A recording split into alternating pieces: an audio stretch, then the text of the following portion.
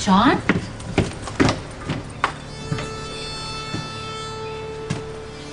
What are you doing here? I thought you were home in Lambview.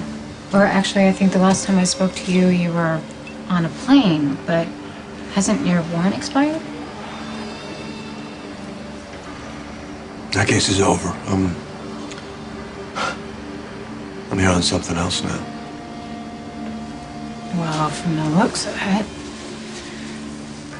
it's not going so well. I was face to face with the guy that killed my sister. Who, Sonny? Corinthos didn't kill Teresa. Wow, then who did? That's a good question, Sam. Hey, take it easy, friend. Oh, don't worry, we go way back. Here. I'm okay. Look, wait a minute. If all the evidence pointed to Sonny, how was it possible that he didn't do it? He took the fall for the dirtbag who did. That's what I saw. I walked in, I saw Teresa dead on the ground and Sonny kneeling over her with a gun in his hand. You know, 9 times out of 10, that's your case. That's what they teach you at the academy. This time I was wrong. You can't blame yourself. It was a cover-up. Well, I can't blame myself. For good reason. I was trying to help Teresa. That's what I promised my old man. You know, that I would find her and I'd make sure she was okay. What was she like? Pretty. Guarded. Defensive. I remember she was always, pushing her hair behind her ears, like that. That means she was nervous. She told me she couldn't just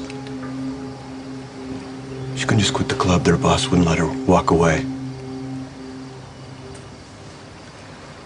I told her I could protect her.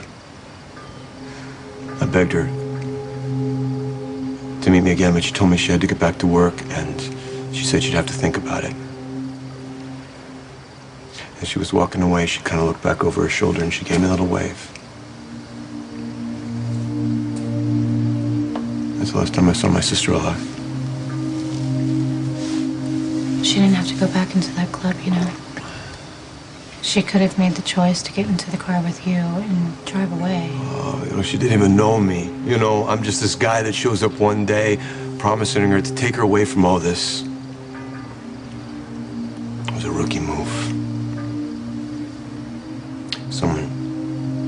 Someone saw her talking to me.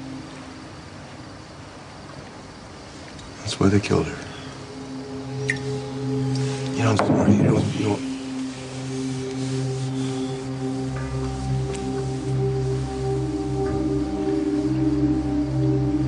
So how are you doing? That good, huh?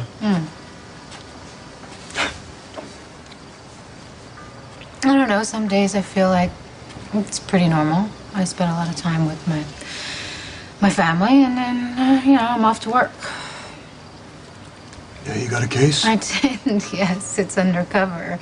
Nothing high risk or anything, just enough to keep me occupied and make me forget about today, That's good. That's good while it lasts.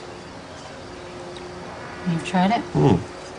Burying yourself in your work? Oh, yeah. I'm good at that. The only problem is, the pain's just sitting there. And it's waiting. Yeah.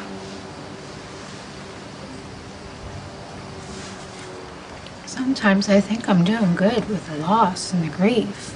I do. And then all of a sudden, someone will come by and say something, and it's like I'm blindsided. Someone? Heather Weber, former mental patient of Ferncliff. They should never let her out of that place to begin with. That woman is obsessed with me in a major way. Yeah, I remember you talking about her. Yeah, well, guess what? She is not finished with me yet. Heather somehow found out that Jason sent those guys to beat you up. How'd she know that? I don't know. Apparently she has her sources. And she also couldn't wait to tell me that it was Jason's fault that my baby died. You can't blame all this on Jason, you know.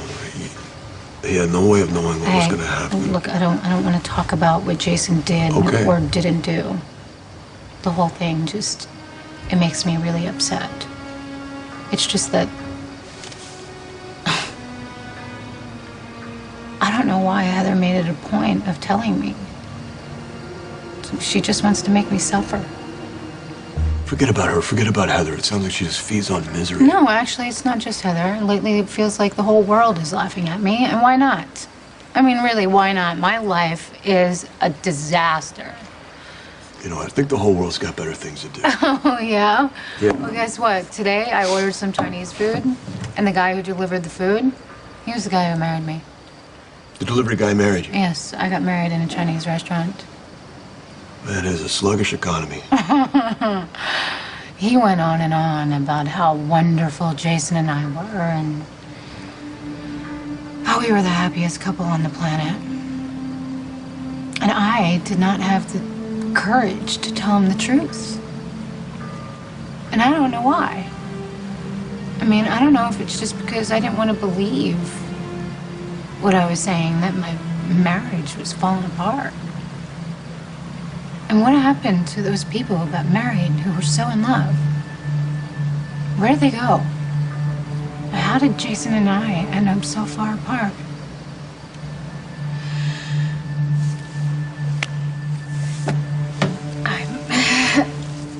I shouldn't do this. It just makes me upset. Hey.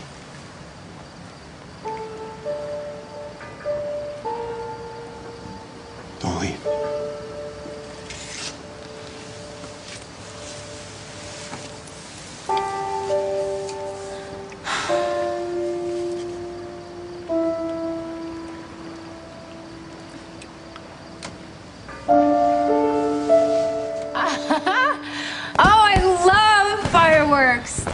There's nothing else in the world like it. Yeah, who would have guessed that about you? No? I do. I love it. I love the lights, the explosions, sound. There's a rush. There is such a rush. And there's nothing in the world like it. Nothing in the world like it.